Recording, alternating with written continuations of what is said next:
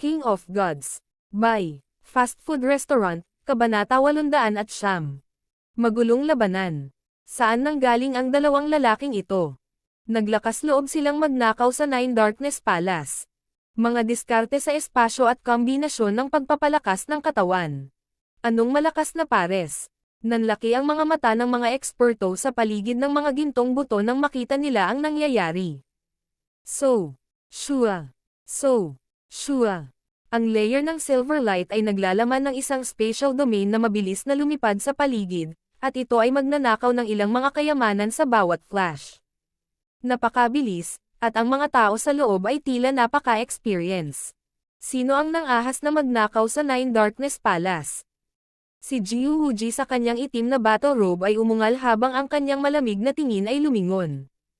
Makikita ng isa ang isang kabataang nakaitim at isang gwapong kabataan na may lilang buhok sa ilalim ng layer ng pilak.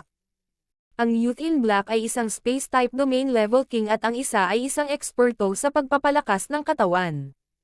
Ito ay tulad ng pagdaragdag ng mga pakpak sa isang tigre. Maging ang mga mula sa pamilya Duan mo ay natigilan. Yufei, kilala mo ba yung dalawa? Nagtataka na tanong ng nakatatandang naka-green. Si Zhao Yufei ay nanunood sa mga aksyon ng Black Clothes, Purple Hair Duo, at ang kanyang ekspresyon ay hindi natural. Kaibigan lang, baka sadyang ginagawa iyon ni Nan Gongsheng para tulungan tayo. Napangiti si Zhao Yufei at nagsimulang umatake muli at nag-pressure kay Jiuhuji at sa iba pang mga hari sa halip na dumpensa. Hahaha, mabuti naman. Ito ang eksaktong sitwasyon na hinihiling ng Elder in Green, at bigla niyang nadagdagan ang kanyang pagkakasala. Agad na hinarap ni Jiuhuji at ng mga kasama ang mga counter-attacks mula kay Zhao Yufei at ng Elder na naka-green. Bukod kay Jiuhuji, lahat ng iba pang hari ay nasugatan sa iba't ibang antas. Ang pilak na ilaw ay kumislap ng grupo mula sa Nine Darkness Palace, pagkatapos ay nagsimulang manloob mula sa iba pang puwersa. Sino bang mga magnanakaw ang maglalakas loob na magnakaw sa Shi family? Angal ng isa sa 4 na hari. Ang Shi family ay isa sa 8 big families. Ang mga manunood ay nag-click sa kanilang mga dila. Ang Black Clothes, Purple Hair Duo na ito ay nagsimulang magnakaw mula sa higit pang mga puwersa matapos ang pandarambong mula sa Nine Darkness Palace. Ang mga puwersa sa likod ng mga pangkat na ito ay lahat ng hindi bababa sa 3 star na kapangyarihan, at ang ilan ay kahit na ang pinakamataas na 3 bituin. Baliw. Ang Nine Darkness Palace, ang Shi family, ang Dong family, ang Grand Duke Yuan's Palace. Lahat ay ninakawan ng dalawang iyon. Nagulat ang mga nanonood na eksperto sa ginawa ng dalawa. Ang Nine Darkness Palace ay isang pick 3-star superpower, at ang Shi family at ang Dong family ay parehong bahagi ng 8 big families, na mas malakas pa kaysa sa normal na 3-star forces. Ang palasyo ni Grand Duke Yuan ay ang pinuno ng isang lalawigan, na mas mataas ang ranggo kaysa sa palasyo ng Duke ng Tianfeng Great Island Zone. Ang bawat lalawigan ng Great Gunlord Dynasty ay nasa parehong antas ng buong Kang Ocean. Ang mga normal na puwersang may 3 bituin ay walang lakas ng loob na salakayin ang 4 na magkakaibang superpower sa parehong oras.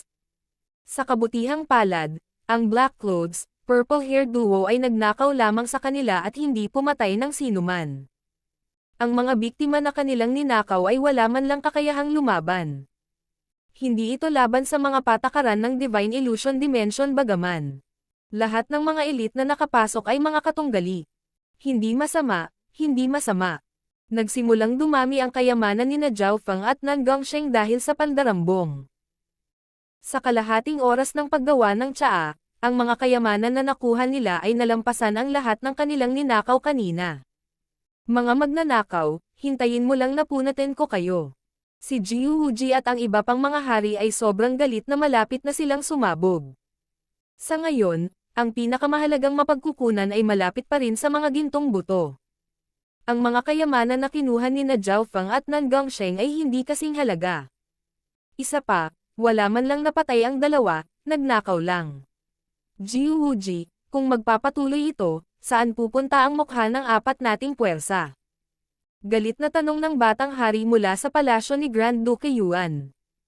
Hatiin mo na ang mahahalagang kayamanan, pagkatapos ay haharapin natin ang dalawang magnanakaw na iyon.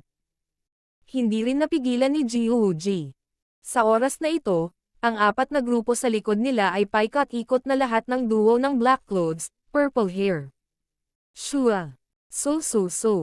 Hindi na nakipag-away si Jiwoo-ji at ang kumpanya kay Zhao Yufei, tumungo na lang sila sa mga kayamanan sa paligid ng mga gintong buto. Heaven Grade Divine Weapon. Inheritance Sacred Weapon. God Crystals. Spiritual Fruits and Pills. Ang mga kayamanang ito ang dahilan kung bakit nila kinakalaban si Zhao Yufei, kung hindi ay umalis na ang apat na hari para patayin ang Black Clothes, Purple Hair Duo. Hihihi, sa tingin mo ba napakasimple nito? Ngumiti si Zhao Yufei at naging isang nagninangas na lilang bahid ng liwanag na umaagos pababa. Boom! Bam bam bam! Dahil sa singil ni Zhao Yufei, nagkalat ang apat na hari. Hand of the Demonic Sky. Si Jiwoo-ji ay nakatayo sa hangin habang ang isa sa kanyang mga braso ay nagsimulang mag-apoy at lumawak sa isang malaking itim na kamay ng isang higanti. Ang napakalaking kamay ng Demonic Sky ay nagbigay ng magnificent power ng demonic na Dao, at tila naglalaman ito ng kakayahang basagin ang langit at lupa gamit ang nangingibabaw nitong puwersa. Sa sandaling ito, ang battle power ni Jiwoo-ji ay itinaas sa isang ganap na bagong antas na maaaring sumalungat kay Zhao Yufei at makipaglaban ng mabuti para sa mga kayamanan sa paligid ng mga gintong buto. Huwag mo nang isipin iyon. Ang balat ni Zhao Yufei ay kumikinang na may lilang liwanag habang ang lakas ng kanyang Tro Yuan ay umabot sa isang ganap na bagong antas. Boom! Ang lalaki at babae, matandang eksperto at batang kababalaghan, ay nagpa-atres sa iba pang mga hari. Ho.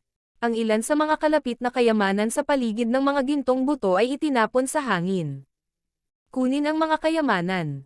Ang mga puwersa ay nagharap na lahat ay pinasok, at ang kalahating hakbang na mga hari na kasing lakas ng aktwal na mga hari ay sa wakas ay pumasok sa laban. Ang ilang hari na kanina palihim na nanonood ay sumingit din. Gayunpaman, ang mga normal na tao ay hindi makalapit kahit sa antas ng langit na mga banal na sandata, manang sacred weapons, o God crystals. Kahit na namatay na ang may-ari ng mga gintong buto, ang mga buto ay nagliliwanag pa rin ng isang malakas na puwersa. Weng! Ang mga gininto ang buto ay bumaril ng ilang matutulis na gininto ang ilaw na nagpa-atres sa ilang hari at maraming kalahating hakbang na hari. Isang madugong sugat ang naiwan sa isang Void God Realm King. Ang isang kalahating hakbang na hari ay halos mahati sa dalawa ng sinag ng gintong liwanag. Mag-ingat! Ang mga gintong buto ay pag-aari ng isang dalubhasa na nagal inang ng elemento ng metal. Bulalas ng ilang half-step na kings. Ang elemento ng metal ay naglalaman ng matalim na pag-atake. Sa mga tuntunin ng single target na pinsala, lumampas ang metal sa lakas ng apoy at kidlat. Magandang pagkakataon. Nagkatinginan sina Zhao Fang at Nan Gongsheng. Sa sandaling ito, nagkaroon ng kaguluhan, at maraming mga kayamanan na malapit sa mga gintong buto ang inilunsad sa hangin. Lahat ng uri ng pag-atake ay nagdulot ng pag-ihip ng alikabok at paglipad ng mga tao sa paligid. Shua. Ang layer ng silver light ay mabilis na lumipad patungo sa mga gintong buto. Pang! Boom boom! Maging ang spatial domain ni Nan Gongsheng ay napaatras ng shockwaves ng ilang sagupaan at pag-atake. Ang duo ay nagtungo sa gitna ng kaguluhan kung saan ang lakas ng lahat ng pag-atake ay napakahusay, at ang shockwave ng labanan ni Zhao Yufei at Jiwoo-ji ay aabot sa kanila. Mula sa kasalukuyang sitwasyon, tila pinipigilan pa rin ni Zhao Yufei si Jiwoo-ji at ang kanyang mga kasama. Sa mga tuntunin ng kung gaano karaming mga kayamanan ang kanilang natipon, si Zhao Yufei ay may higit pa sa pinagsamang Jiwoo-ji at sa iba pang tatlong hari. Substandard God Crystal. Si Nan Gongsheng ay naging isang streak ng silver light at matagumpay na nakuha ang ilang substandard na God Crystals. Ito ay mas madali para sa kanya kumpara sa iba dahil ang kanyang spatial domain ay naglalaman ng Evil God Crystal, na maaaring sugpuin ang normal na substandard na God Crystals. Naghiwalay sina Zhao Fang at Nan Gongsheng sa ngayon. Ang target niya ay hindi ang substandard na God Crystals, gusto niya mismo ang mga gintong buto. Ang mga gintong butong ito ay naglalaman ng dalisay na diwa at layunin ng metal. Ang may-ari ay malamang na isang lahi ng hindi tao na dalubhasa sa metal. Kailangan kong linangin ang Metal of Wind Lightning kalaunan, naisip ni Zhao Fang. Ice Imperial War Armor. Pinaikot niya ang kanyang dugong ice water, at isang layer ng asol na likido ang dam alloy sa kanyang katawan habang may lumitaw na ice blue water armor sa kanyang katawan. Sa nabagong Ice Imperial Spear na kumikilos bilang suit of armor, tumaas ng husto ang depensa ni Zhao Fang. Dagdag pa sa katotohanan na mayroon siyang Golden Cone Sacred Lightning Body at ang kanyang malakas na pisikal na puwersa, maaari niyang harangan ang mga pag-atake kahit na mula sa Kings. Boom! Isang alon ng tubig at kidlat ang lumundag sa ibabaw ng Ice Imperial War Armor. Maaari na itong mag-counter-attack sa pamamagitan lamang ng pakikipag-ugnayan sa kaaway. Nakaramdam si Zhao Yufei ng pamilyar na aura at sinulyapan ang Ice Imperial War Armor ni Zhao Fang at ang kanyang Water of Wind Lightning. Gayunpaman, ang batang ito na may purple na buhok ay hindi ang taong iyon. Nagkakapareho lang sila ng bloodlines at techniques. Buksan. Matapos ang kanyang depensa ay tumaas ng husto, si Zhao Fang ay nagpalipat-lipat ng kanyang pisikal na puwersa, at ang kanyang kamao ay nasunog ng isang matingkad na pulang apoy na nagtulak pabalik sa lahat ng mga shockwaves at pag-atake sa malapit. Maging ang ilang hari ay pansamantalang umatras. Sa proseso, nakuha niya ang 2 o 3 substandard na God Crystal sa daan. Sa wakas ay nakalapit siya sa mga ginintoang buto, na nagbigay ng malakas na presyon at maaari pang ang maka-counterattack. Kunin. Isang Golden Earth Grade Chain ang lumitaw sa kamay ni Zhao Fang, na inihagis niya sa mga gintong buto. Shoo shoo shoo. Ding ding. Si Zhao Fang at lahat ng nasa malapit ay inatake ng mga gintong buto. Lahat, mag-ingat. Sinubukan ng kalapit na Half-Step Kings at Void God Realm Kings na umiwas. Gayunpaman, tila may kakayahan si Zhao Fang na mahulaan ang mga pag-atake, at naiwasan niya ang karamihan sa counter-attack na naglalaman ng kapangyarihan ng metal. Ang mga buto ng metal na ito ay umaasa lamang sa natitirang layunin na nakapaloob sa kanila upang makipag-ugnayan sa Metal Yuan Qi ng labas ng mundo. Nakita ng God Spiritual ay ang pangunahing proseso. Ang kaluluwa ni Zhao Fang ay umabot sa isang hindi kapani-paniwalang antas, at ang presyon ng mga ginintoang buto ay hindi nagawang pigilan siya. Basag. Nabasag ang mga gintong tanikala ni Zhao Fang, at ang mga buto ay kinaladkad sa kanyang sinaunang metal na singsing. Sa huling sandali, ang maliit na pasang magnanakaw ay gumamit ng pamamaraan ng pagpatay at pilit na hinayla ang mga gintong buto. Inalis ng magnanakaw na iyon ang mga gintong buto. Natigilan ang half-step na Kings at Kings nang maramdaman nilang biglang bumaba ang pressure. Kahit na ang Void God Realm Kings ay hindi madaling alisin ang mga gintong buto.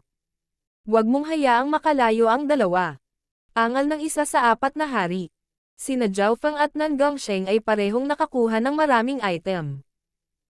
Nakuha ng una ang mga ginintoang buto at ilang bagay malapit sa kanila habang si Nan Gongsheng ay nakakuha ng pinakamaraming God Crystals, halos kalahati ng lahat ng naruroon. King of Gods, Kabanata 810. Paghabol. Sa gitna ng kaguluhan, nakakuha sina Zhao Fang at Nan Gongsheng ng tubo na nagpapula sa mata ng lahat. Sa sandaling ito, ang pakikipaglaban para sa mga kayamanan sa paligid ng mga gintong buto ay matatapos na. Inalis ng magnanakaw na iyon ang mga gintong buto. Huwag mong hayaang makalayo ang 2. Binago ng ilang Half-Step Kings at Void God Realm Kings ang kanilang target kay Zhao Fang at Nan Gongsheng. Ito ay hindi lamang dahil sa dami ng yaman na mayroon sila, ito ay dahil din sa kung paano sila nagnakaw sa lahat kanina. Ito ay pagpapalaya sa lahat ng kanilang galit at puot. Ang ilang king-level figure ay nagsimulang dahan-daang lumapit kina Zhao Fang at Nan Gongsheng, na bumubuo ng isang kalahating bilog. Isa sa 4 na hari ang kinasuhan kay Zhao Fang. Si Zhao Fang ay nasa Origin Core Realm lamang, ngunit nakuha niya ang mga gintong buto at ilang bagay sa malapit. Kung hindi ito ang oras para atakihin siya, kailan pa kaya? Umalis. Isang pares ng Water Lightning Wings na tila nabubuhay ang biglang lumawak sa likod ni Zhao Fang. Lightning Wings Flying Technique. Shua. Isang ripple ng Water Lightning ang naiwan habang si Zhao Fang ay lumipad sa himpapawid at sinalubong ang isang bahid ng pilak na liwanag. Boom! Bam bam! Isang Void God Realm King at ilang Half-Step Kings ang hindi naka-atake. Ang brat na iyon ay dalubhasa din sa mga diskarte sa pagtakas na uri ng space, at mayroon pa siyang kakaibang uri ng mga pakpak ng kidlat. Napatulala ang mga elite na nakaligtaan. Sino ang mag-aakala na ang isang maliit na pinagmulan core realm ay makakaintindi ng ganoon kalalim na mga kasanayan?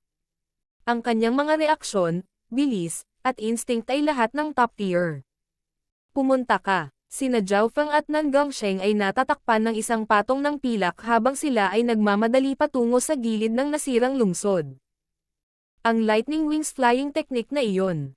Ang mga mata ni Zhao Yufei ay kumislap sa hinala at pagkabigla habang tinitingnan niya ang kumukupas na water lightning wings sa likod ni Zhao Feng.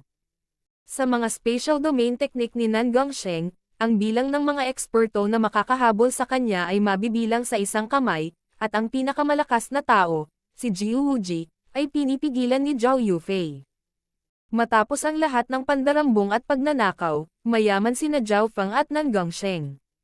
Soul Healing Wood, Water Mother Essence, Wujangkang Wood, Substandard God Crystals. Sa mga mapagkukunang ito, ang aking cultivation ay dapat na makalusot. Tuwang-tuwa si Zhao Feng.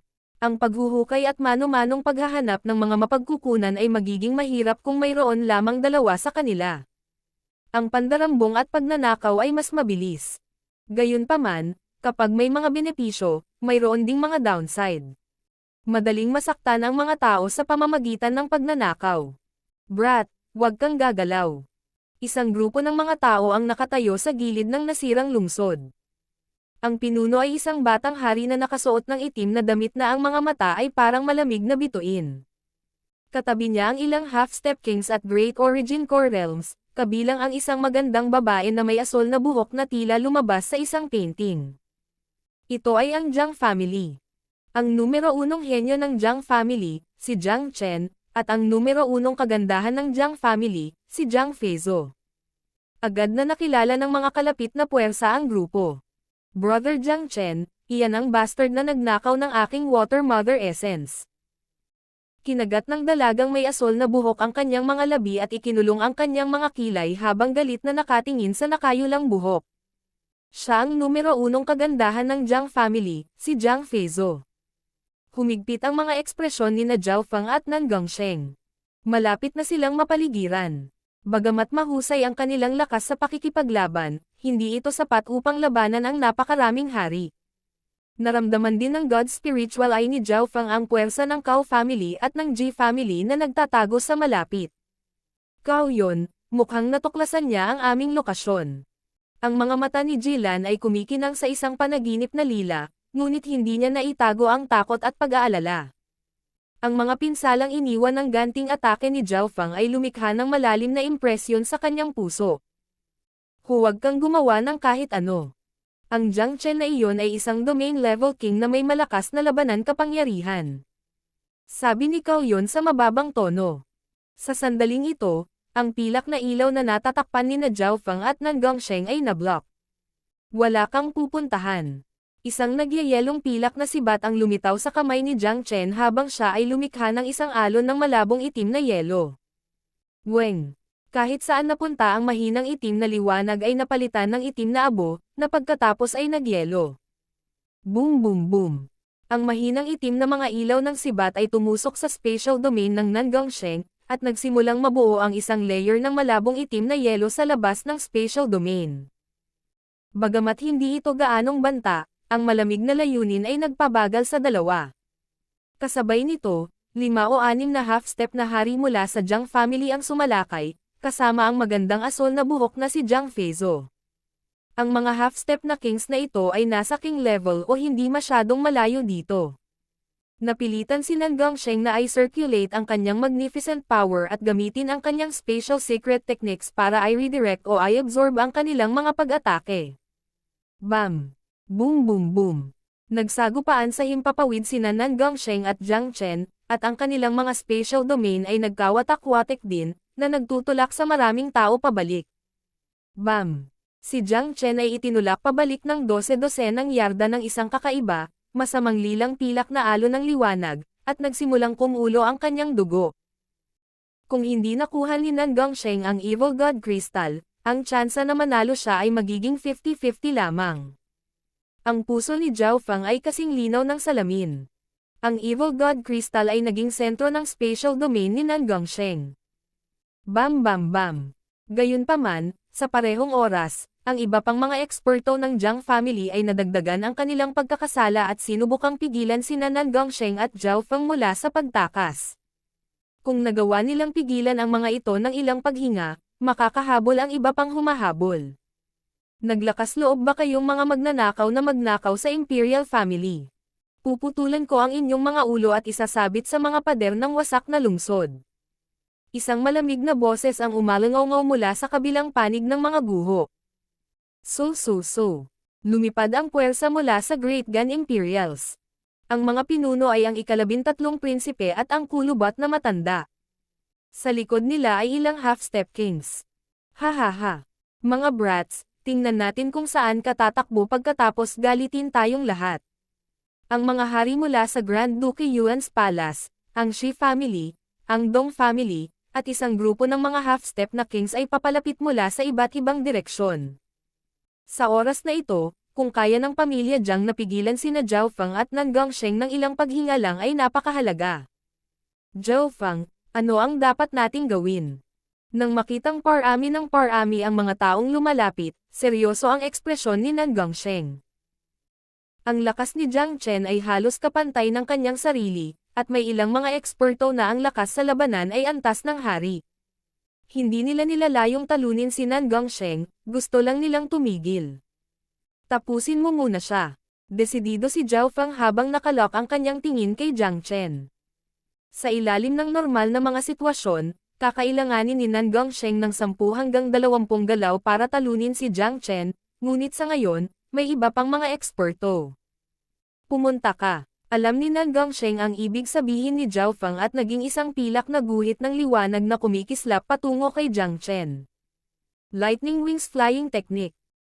Kasabay nito, nabuo ang isang pares ng umaalingaw-ngaw na mga pakpak na gawa sa tubig, hangin, at kidlat sa likod ni Zhao Fang, at isang surge ng pisikal na puwersa na kasing bigat ng Mount Tai na dumudugo kay Jiang Chen. Hindi maganda. Naging mabigat ang katawan ni Jiang Chen na nakaharap sa pressure mula kina Nan Gongsheng at Zhao Fang. Break. Isang dugong pulang apoy ang sumipol sa paligid ni Zhao Fang habang pinapaikot niya ang kapangyarihan ng kanyang sacred lightning body at sinuntok si Jiang Chen. Ho! Weng! Kasabay nito, mabilis na pumutok ang mga pakpak sa likod ni Zhao Fang, at ang kanyang suntok ay nagpatawag ng whirlpool ng Water of Wind Lightning. Mystic Spatial Slash. Nagpadala si Nan Gongsheng ng ilang matutulis na ilaw na pilak mula sa kanyang palad kasabay ng masamang kulay lila at dugo. Shua. Wow! Si Jiang Chen ay dumura ng isang subo ng dugo nang may lumabas na sugat sa kanyang katawan. Nakikita ng isa ang mga buto sa loob, at ang sugat ay umaabot mula sa kanyang balikat hanggang sa kanyang tiyan. Agad na namuti ang mukha ni Jiang Chen, at nahulog siya mula sa langit. Hindi dahil mas mahina siya kay Zhao Fang at Nan Gongsheng, pero perpekto lang ang pinagsamang kapangyarihan nila. Pareho silang dalubhasa sa bilis at mabilis na pag-atake ng kidlat. Ang mga spatial technique ni Nan Gongsheng ay lubhang mahirap, at ang kanyang spatial domain ay mahigpit na naghihigpit sa kaaway. Ang Golden Kun Sacred Lightning Body ni Zhao Fang ay nagbigay sa kanya ng malakas na pisikal na lakas na maaaring magdiin sa katawan at dugo ng kalaban. Bilang karagdagan, ang na-mutate na Blood Demon Sun Bloodline ay may napakalakas na lakas ng pagsabog. Kapag ginamit kasama ang Sacred Lightning Body at ang Wings of Wind and Lightning, maaari niyang banta ang Kings kahit sa Small Origin Core Realm. May isa pang mahalagang punto. Ang layunin ni Zhao Fang ay umabot sa mataas na antas, kaya madali niyang nahuhuli ang mga kapintasan ni Jiang Chen. Boom! Isang ice blue armor ang lumitaw sa paligid ng katawan ni Zhao Fang at umagos ng tubig at kidlat. Boom! Ang mga counter-attacks ng lahat ng kalapit na half-step na Kings at Jiang Chen ay hindi nagawang bantaan si Zhao Fang. Dahil napili ang Water of Wind Lightning bilang unang elemento, ang kanyang Sacred Lightning Body ay lubhang nababanat laban sa Water at Ice Elemental attacks. Umalis. Pumasok si Zhao Feng sa spatial domain ng Nangongsheng, at natatakpan sila ng isang layer ng silver light na kumukuha ng lahat ng pag-atake ng direkta habang dumaan sila sa Jiang family. Brother Chen. Si Jiang Feizo, ang numero 1 kagandahan ng Jiang family, ay mabilis na tumulong kay Jiang Chen. Ang dalawang iyon ay hindi normal. Si Jiang Chen ay natatakot pa rin sa nangyari. Ang nasasakupan ng kabataang iyon na nakaitim ay naglalaman ng isang nakakatakot na masamang kapangyarihan, at ang pakiramdam ng batang may kulay ubing buhok na iyon ay nagpaparamdam sa akin na para bang kinakaharap ko ang Emperor Intent ng isang tao mula sa mas matandang henerasyon. So, whoosh! Ang mga mula sa Jiang family ay nakamasid lamang habang ang layer ng pilak ay lumipad sa ibabaw nila. Bukod kay Jiang Chen, na isang hari sa antas ng domain, walang ibang nagawang kritikal na banta sa kanila. So. Sa sandaling ito, ang lahat mula sa Grand Duke Yuan's Palace, ang Cao family, ang Ji family, at lahat ng iba pang puwersa ay sunod-sunod na dumating. Isa o dalawang hininga lang ang layo nila mula sa ganap na nakapalibot kay Zhao Feng at Nangongsheng. Jilan, kung aatake tayo ngayon, maaari nating pigilan ang dalawang magnanakaw na iyon. Bumilis ang bilis ng paghinga ni Cao Yun. Sina Zhao Feng at Nangongsheng na nagtutulungan at malubhang nasugatan si Jiang Chen ay ikinagulat niya at ni Jilan. Ang purple-haired na si Jilan ay nag-alinlangan. Kahit na alam niya na ito ang pinakamagandang pagkakataon para maiwan sina Zhao Feng at Nangongsheng, nag-iwan si Zhao Feng ng malalim na impresyon sa kanyang puso. Sinabi sa kanya ng instinct na ang kaliwang mata ng kabataang iyon ay isang bangungot na hindi madaling masaktan. So, sure. Habang papalapit ang layer ng silver light. Pang. Bumilis ang tibok ng puso ni Cao Yun at Jilan. Sa sandaling ito, isang masamang ngiti ang nabuo sa mukha ng batang may kulay ube na buhok habang nakatingin siya, at ang kanyang kaliwang mata ay naging malabo na parang lilang mundo ng mga ilusyon. Nayanig ang puso ni Cao Yun at Jilan. Mahiwaga ang ngiti ng kabataan, at ang lilang kailaliman ay parang bangungot na lumawak at tila nilalamon ang mundo. So, whoosh! Pagkatapos lamang mawala ang layer ng pilak na liwanag. Ho! Kumilos ang dalawa na parang kakagising lang mula sa isang bangungot. Ang kanilang mga likod ay basang-basa sa malamig na pawis, at sila ay nabigla. King of Gods, Kabanata 811. Mga hinala ni Zhao Yufei. Sa paligid ng gilid ng nasirang lungsod, pinapanood ng mga henyo at elit ng lahat ng puwersa ang patong ng pilak na liwanag na lumipad. Ang ilan sa 8 big families, ang Jiang, Dong, Shi, Cao, at Ji families, ay kasama sa pagtugis, kahit na ang Cao at Ji families ay hindi talaga umatake. Bukod sa kanila, naroon din ang Grand Duke Yuan's Palace pati na rin ang mga miyembro ng Pick 3-star superpower, ang Nine Darkness Palace. Maging ang ika-13 prinsipe ng dakilang Gan Imperial ay nasangkot. Sa kabila ng lahat ng grupong humahabol sa kanila, ang Black Clothes, Purple Hair Duo ay nagawang makatakas. Ano ang background ng Black Clothes, Purple Hair Duo? Paano nila nagawang masaktan ang napakaraming puwersa ng sabay-sabay? Natigilan ang ilang malapit na spectating expert. Pagkatapos ng lahat, ang lahat ng mga elite ay nagmula sa mga superpower ng Great Gun Lord Dynasty. Jilan, Cao Yun. Bakit hindi niyo sila pinigilan? Tanong ni Jiang Chen. Ilang sandali ang nakalipas, nang malagpasan ni Zhao Feng at Nangongsheng ang paglaban ng pamilya Jiang, dumaan sila sa mga ambush point ng Cao at Ji families. Kung napigilan sila ni Jilan at Cao Yun, dalawang Void God Realm Kings, para sa isa o dalawa pang hininga, naabutan na sana sila ng mga humahabol at napalibutan sila. Sa sandaling ito, ang mga tingin ng lahat ay dumapo kina Jilan at Cao Yun. Nagsimulang tumulo ang pawis sa kanilang mga noo nang tila sa wakas ay nagising na sila. Hindi mo kami masisisi dyan. Mapait na sabi ni Jilan nang maalala niya ang titig ng kaliwang mata ng batang iyon na may kulay lila na buhok. Nataman kami ng mental energy technique ng purple-haired youth. Nanginig ang puso ni Cao Yun, at nanatiling tahimik si Jilan, na parang sumasang-ayon. Sa huling sandali, nag-alinlangan sila saglit kung pipigilan si Zhao Feng o hindi dahil hindi pa rin masyadong malaki ang awayan sa pagitan nila. Imposible. Nakakatawa. Ang purple-haired na magnanakaw ay nasa Small Origin Core Realm lamang. Paano makakaapekto ang kanyang eye bloodline sa isang Void God Realm King? Hindi siya pinaniwalaan ng mga eksperto. Ang kanyang palusot ay hindi masyadong kapanipaniwala. Iyon ang katotohanan. Nanlamig ang mukha ni Jillian nang magsimula siyang magsalita sa malungkot na tono. Nasugatan ang aking purple star eyes sa counterattack ng kanyang eye bloodline. Napagtanto ko na ang kabataang may ube ang buhok ang talagang namamahala. Nang marinig iyon, mas bumangon ang mga hinala. Nasa Small Origin Core Realm lang ang batang may purple na buhok. Sa tingin mo talaga siya ang magiging pinuno? Hindi ako naniniwala na ang dalawang hari ay maaaring maapektuhan ng isang magnanakaw sa Small Origin Core Realm. Malamig na ngumisi ang 13th Prince. Karamihan sa mga tao ay hindi naniniwala kay Jillian, habang ang isa pang bahagi ay kalahating naniniwala sa kanya.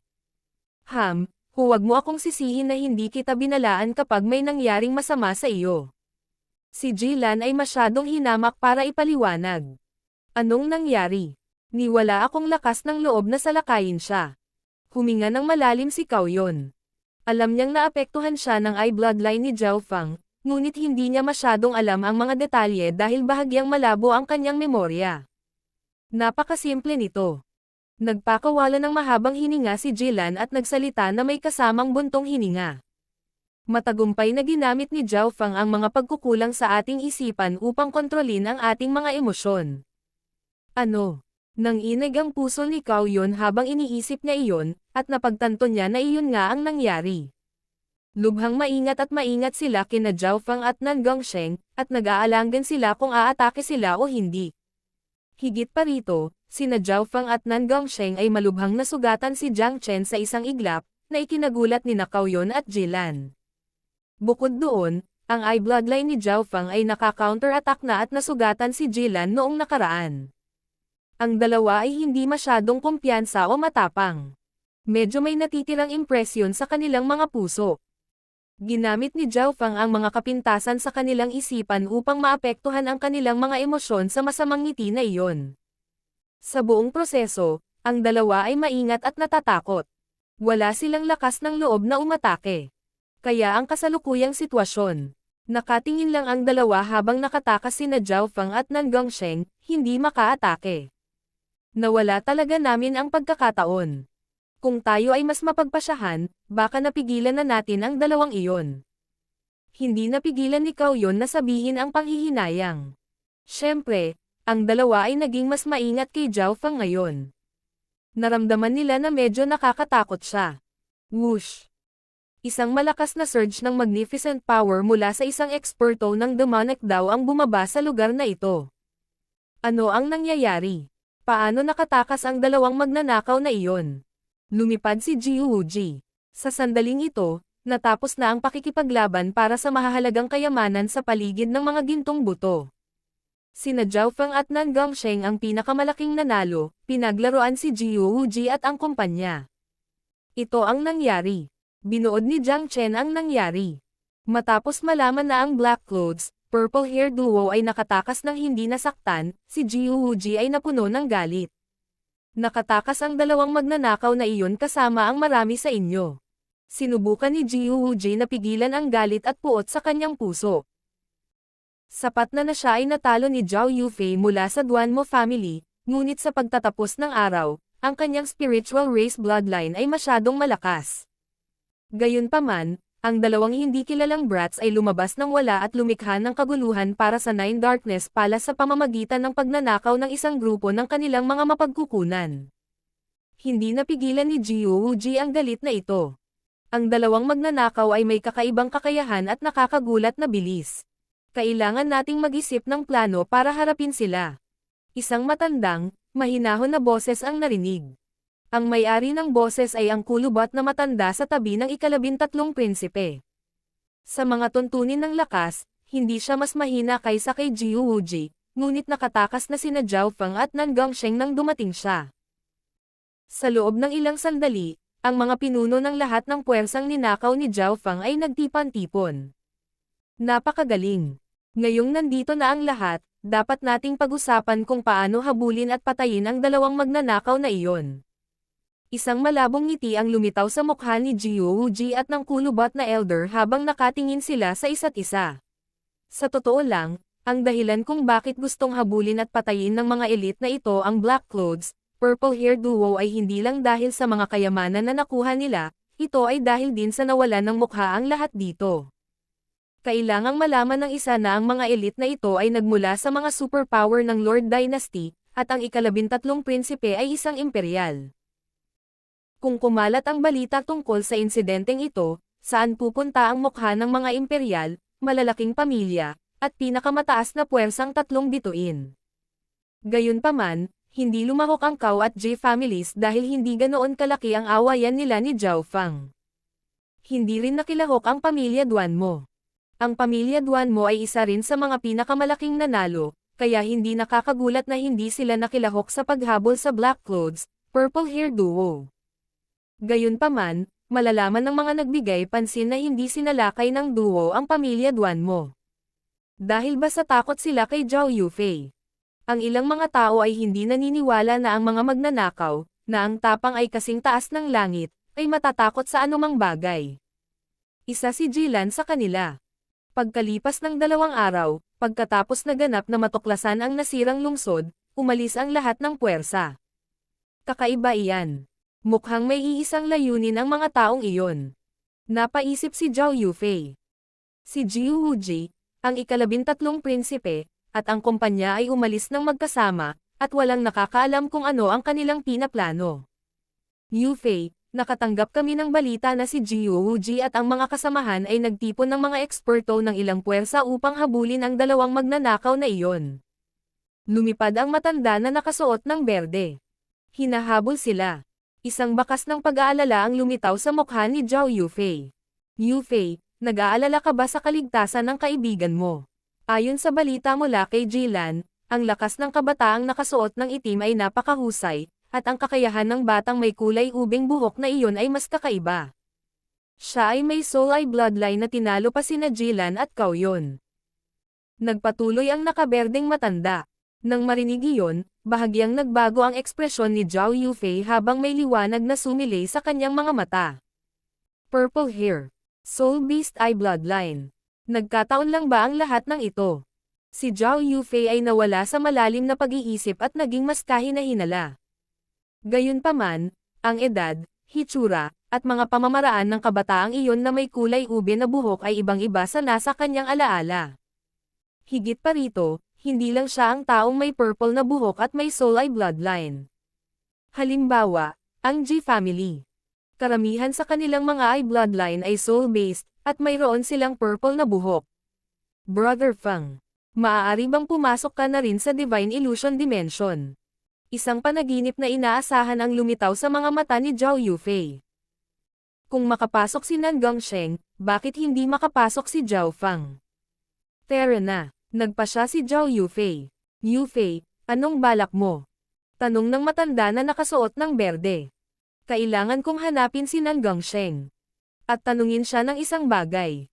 Tiyak na sabi ni Zhao Yufei, at walang natira sa nasirang lungsod.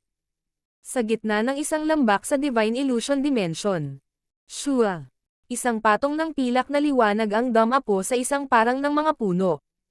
Ho. Nagpakawala ng mahabang hininga ang kabataang nakaitim habang sumilay ang pananabik sa kanyang pagod na mga mata.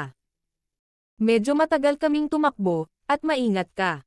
Ang mga gantimpala sa pagkakataong ito ay napakarami. Sina Nan Gongsheng at Zhao Fang ay parehong may ngiti sa kanilang mukha. Nabaliw na sila at nanakawan mula sa maraming puwersa sa magulong labanan. Agad nilang nilinis ang isang lugar sa kailaliman ng kagubatan, pagkatapos ay nagsimulang ayusin ang kanilang mga gantimpala. Ang pangunahing gantimpala ni Nan Gongsheng ay ang substandard na God Crystals.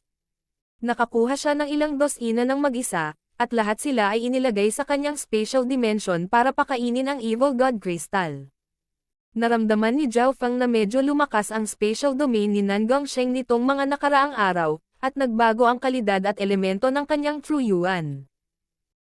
Ang kapangyarihan ni Nan Gongsheng ay patuloy na tumaas, at isang bahagyang masamang aura ang nagmula sa kanya, ngunit sa kabutihang palad, sa kapangyarihan ng Mind Common Pearl, isang bahagi lamang ng kanyang lakas ang naapektuhan. Ang kanyang isip at layunin ay hindi halatang naapektuhan. Sa gitna ng kagubatan, inalis ni Zhao Feng ang kanyang mga samsam sa digmaan. Kahit na hindi siya nakakuha ng maraming God Crystals, nakakuha pa rin siya ng ilan.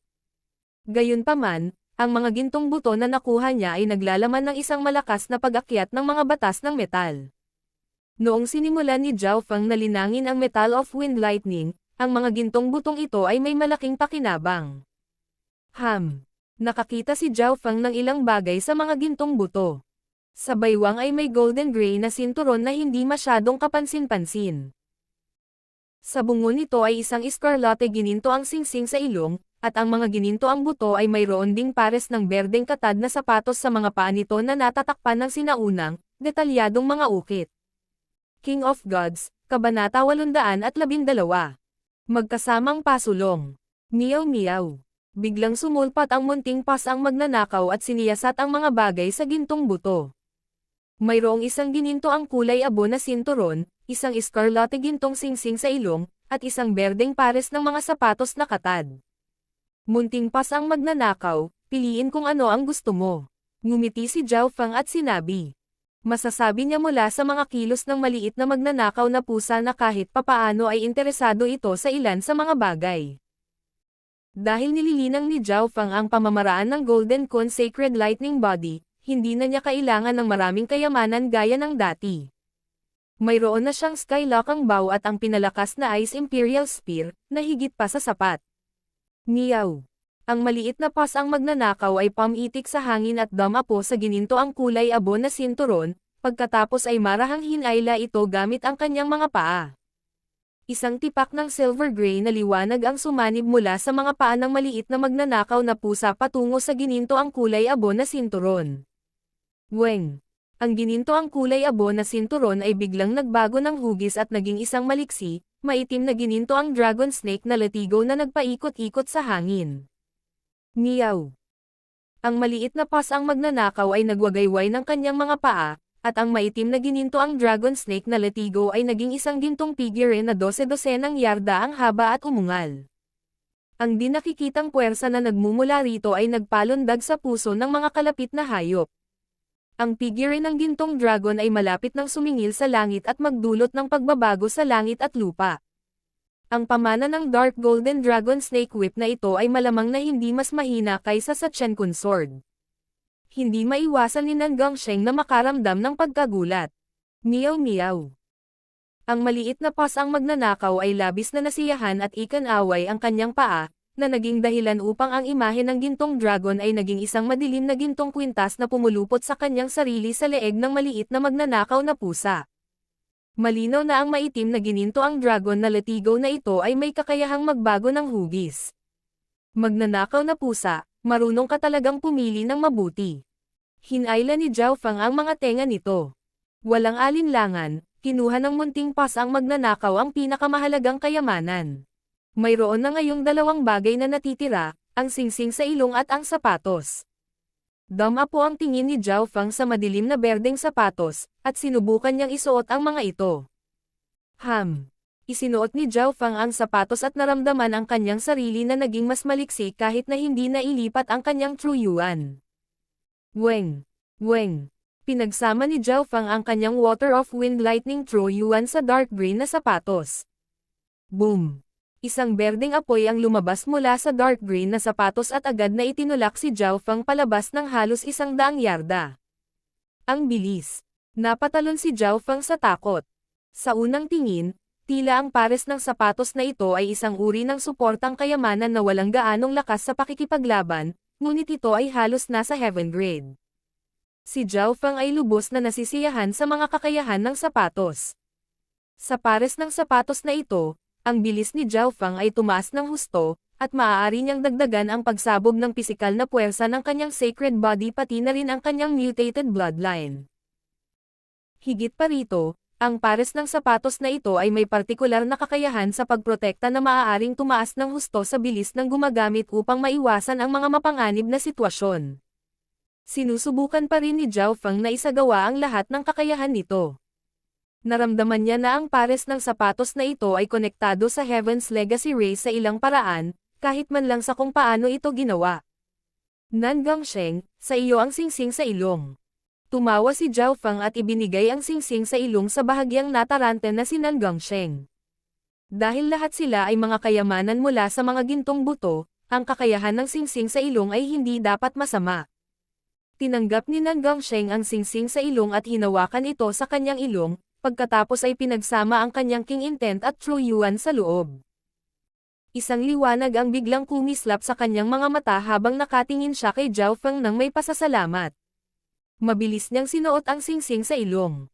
Ang orihinal na gwapong ilong ay nagmukhang mas masama matapos isuot ang iskarlate gintong singsing sa ilong.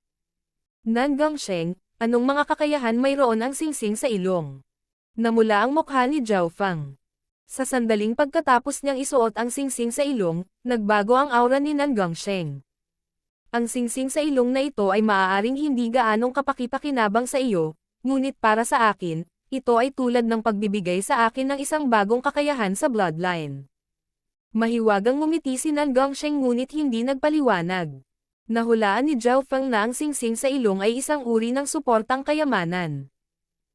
Sa totoo lang, ang tatlong bagay ay pawang mga uri ng suportang kayamanan na isinusuot ng may-ari ng mga gintong buto.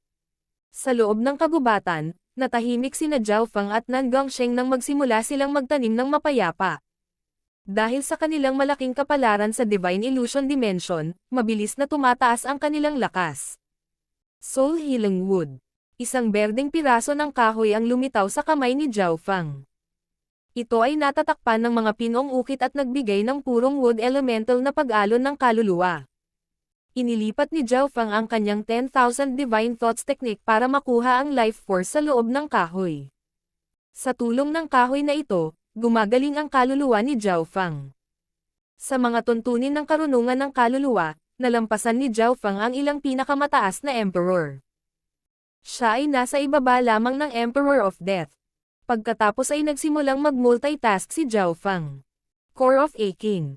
Isang dark purple na crystal core ang lumitaw sa kamay ni Zhao Feng. Ito ang crystal core ng Purple Wind Lightning Lion. Ang elemento ng core na ito ay halos perpekto. Dahil naiintindihan niya ang Water of Wind Lightning ngayon, kulang lang siya ng Water Elemental Treasure. Water Mother Essence. Isang ngiti ang ipinakita ni Zhao Feng nang lumutang sa kanyang harapan ang isang bola ng tubig na kasing laki ng kamao. Ang Water Mother Essence ay nagmula sa numero 1 kagandahan ng Jiang family, si Jiang Feizo. Nangangahulugan ito na ang Water of Wind Lightning ni Zhao Feng ay wala ng bottleneck. Ang kailangan lang niya ay oras. Mabilis na lumipas ang oras, at ang cultivation ni Zhao Feng ay patuloy na tumataas. Higit pa rito, isang invisible soul undulation ang lumabas mula kay Zhao Feng. Ang kaibuturan ng kaluluwa ni Zhao Feng ay napakalakas, at maging si Nan Gongsheng ay nabigla. Mukhang kinuha nga ni Zhao Feng ang isa pang katawan at muling nabuhay, naisip ni Nan Gongsheng. Bumalik sa Kang Ocean, ang hitsura ng Left-Eyed Heavenly Emperor ay nagulat sa tatlong spiritual zone, ngunit walang sino man ang umaasa na ang kababalaghang ito ay mahuhulog ng ganoon kabilis. Zhao Feng, hindi mo ba pinatay ang Emperor of Death? Tila, nagpakita ka sa tatlong sacred land pagkatapos. Bakit mo? Hindi mapigilan ni Nan Gongsheng ang kanyang pagkamausisa. Nakatingin lang siya sa alamat ni Zhao Feng. Ginamit ng Emperor of Death ang cursed words of death bago siya namatay. Maging ang mga sacred lords at demigods ay mahihirapang lutasin. Kinailangan kong magbayad ng mabigat na halaga para makatakas dito. Bulong ni Zhao Feng habang naglilinang. Nanginig ang puso ni Nan Gongsheng. Hindi alam ng maraming tao ang gayong sikreto. Kung hindi dahil sa cursed words of death, anong antas kaya ang mararating ni Zhao Feng ngayon? Medyo alam ni Nan Gongsheng ang tungkol sa words of death. Isa na itong himala na makatakas si Zhao Feng mula sa cursed words of death. Ngayong muling nabuhay si Zhao Feng at nagsimulang muling magtanim, hindi mahirap isipin kung paano niya malalampasan ang lahat ng bagay sa kanyang landas. Bahagyang nasa sabik si Nan Gongsheng na nakatrabaho niya ang Left-Eyed Heavenly Emperor na yumanig sa Kang Ocean. Zhao Feng, huwag kang mag-alala, hindi kita pipigilan. Huminga ng malalim si Nan Gongsheng. Nakikita na niya na ang daan ng muling paglilinang ni Zhao Feng ay hindi mapigilan. Malamang na walang gaanong henyo kahit sa Lord Dynasty na may kukumpara kay Zhao Fang. Maging si Zhao Yufei, na may bloodline ng spiritual na lahi, ay tila humanga at umasa kay Zhao Fang, at siya ay lumaki na sa isang antas na kahit si Nan Gongsheng ay naramdamang walang magawa. Dahil masyadong magulo ang sitwasyon kanina, o baka dahil sa iba pang dahilan, hindi sinabi ni Zhao Fang kay Zhao Yufei na siya iyon. Sa isang kisap mata, 3 araw ang lumipas. Basag. Naputol ang soul healing wood sa kamay ni Zhao Fang sa ilang piraso. Ang aking kaluluwa ay naging matatag sa mga unang yugto ng Void God Realm, at malapit ito sa normal na domain level kings. Tumanggo si Zhao Fang. Dahil bumawi ang lakas ng kanyang kaluluwa, bumawi ang kanyang Emperor Intent ng 20 hanggang 30%. Sa mga tuntunin ng layunin, si Zhao Fang ay maihahambing sa isang Peak-tier king. Walang sino man sa Divine Illusion Dimension ang may kukumpara sa kanyang karunungan sa Soul Dao. Makalipas ang ilang sandali, Weng, isang whirlpool ng tubig ang lumitaw sa hangin sa itaas ng ulo ni Zhao Fang at tinawag ang kapangyarihan ng hangin, tubig, at kidlat. Peak Small Origin Core Realm. Isang ngiti ang nabuo sa mukha ni Zhao Fang habang tinatango niya ang kanyang ulo. Ang kanyang Wind Lightning Technique ay umabot na sa ika-6 na antas, at dahil sa patuloy na paggamit ng mga mapagkukunan, ang kanyang paglilinang ay mabilis na tumataas. Ang Water Mother Essence sa kanyang kamay ay kumupas ng kulay ng 30 hanggang 40%. Kailangan pa niya ng ilang oras upang makapasok sa Great Origin Core Realm, ngunit bukod sa wala siyang sapat na True Yuan, ang lakas nito ay medyo mas mataas kaysa sa ilang early stage na Great Origin Core Realms. 70 hanggang 80% ng Ancient Dream Realm na prutas na kinain niya ilang araw na ang nakalipas ay natunaw na ngayon. Ang kanyang estado ng pag-iral at ang kanyang sagradong lightning body ay parehong lumalakas. Kailangan ko lang ng kaunti para sa aking sacred lightning body na makapasok sa peak 4th level. Sa oras na iyon, ang aking pisikal na katawan ay magiging walang kapantay laban sa mga nasa Origin Core Realm, at makakalaban ko kahit sa king sa ilang sandali. May kumikinang na pananabik sa mga mata ni Zhao Fang. Sa panahong ito, naging mas malakas din si Nan Gongsheng. Weng. Ho. Isang masamang pilak-lilang liwanag ang dumagsa sa paligid ng Nan Gongsheng, at ang masamang kapangyarihan na nagmumula sa kanya ay nagpang-inag sa katawan ng mga kalapit na hayop. Shua. Ang buhok ni Nan Gongsheng ay nagsimulang kuminang ng kulay ube, at isang kulay lila at dugong crescent moon na simbolo ang nabuo sa kanyang noo, tulad ng simbolo ng Evil God. Lilang buhok. Bahagyang huminto si Zhao Fang. Ngayong pareho silang may purple na buhok, mukhang perpekto ang duo. Kung paanong susubukan ni Zhao Fang na makapasok sa pinakamataas na ika-4 na antas ng Sacred Lightning Body. Bahagyang kumaibot ang Scarlet Gintong singsing sa ilong ni Nan Gongsheng. Zhao Fang, ang mga aura ng ilang tao noon ay tila malapit na. Sabi ni Nan Gongsheng. Iyon ba ang kakayahan ng singsing sa ilong ni Nan Gongsheng? Nagulat si Zhao Fang, ngunit sinuri niya ang paligid gamit ang kanyang God's Spiritual Eye. Tara na, tumalon ang puso ni Zhao Fang. Nahadjap ng kanyang kaliwang mata ang maraming figure na sinusubukang palibutan ang lugar. Shua! Shua! Isang masamang pilak-lilang liwanag ang tumalon mula sa kagubatan. Mga magnanakaw, huwag kayong lumaban. Humanda kang mahuli. Habang papatakas na ang dalawa mula sa kagubatan, isang hari at ilang kalahating hakbang na hari ang sumugod sa isang dagandong. Ang hari ay isang kabataang nagmula sa palasyo ng Grand Duke Yuan, at nakibahagi siya sa pag-atake kay Zhao Yufei. Wala kang pupuntahan. Ang kabataan ay sumingit mula sa gilid. Bastos ka, yumangay sina Zhao Fang at Nan Gongsheng. Hindi man lang lumingon ang dalawa habang naglalabas sila ng suntok at palad mula sa loob ng layer ng silver-purple light. Bam bam! Isang layer ng maliwanag na pulang ilaw mula sa suntok at isang sinag ng pilak-lilang liwanag mula sa palad ang bumalot sa lugar. Wow! Pinalipad ang batang hari. Agad niyang niluwa ang isang subo ng dugo, namutla ang mukha, at hindi siya makatayo ng matagal. Ang mga half-step na kings ay napaalis lahat ng shockwave bago pa man sila makalapit. Ang dalawang magnanakaw ay nagpakulay ng lila ng kanilang buhok. At sila ay naging mas malakas.